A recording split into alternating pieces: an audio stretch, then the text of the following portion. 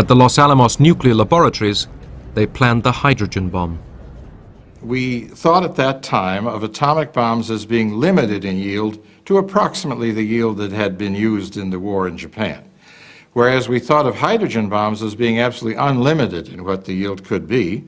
And more specifically, we thought of the hydrogen bombs as being 1,000 times as big as atomic bombs, just as atomic bombs had been 1,000 times bigger than the chemical bombs used in World War II.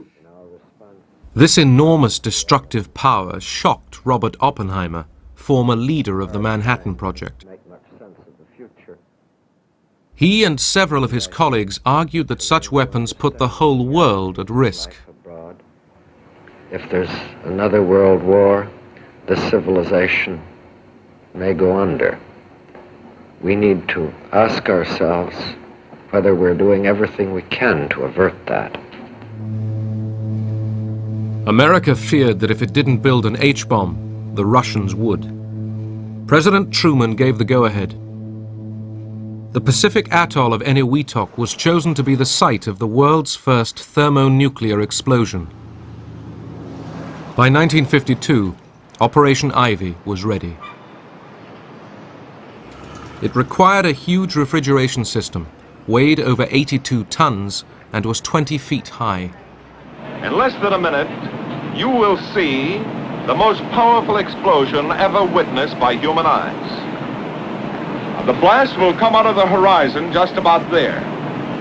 And this is the significance of the moment. This is the first full-scale test of a hydrogen device. If the reaction goes, we're in the thermonuclear era. For the sake of all of us, and for the sake of our country, I know that you join me in wishing this expedition well. It is now 30 seconds to zero time. Put on goggles or turn away. Do not remove goggles or face burst until 10 seconds after the first light. Minus 10 seconds. 9er, 8, 7, 6, 5er, 4, 3, 2, 1, T0. On November the 1st, 1952, the world's first hydrogen bomb exploded with a force equivalent to over 10 million tons of TNT. 1,000 times the power of the bomb dropped on Hiroshima.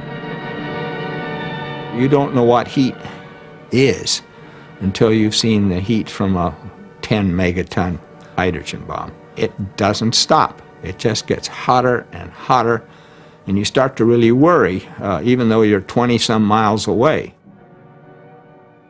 And of course, the whole island disappeared too, which was subsequently very impressive. And the whole lagoon was just sort of a milky white.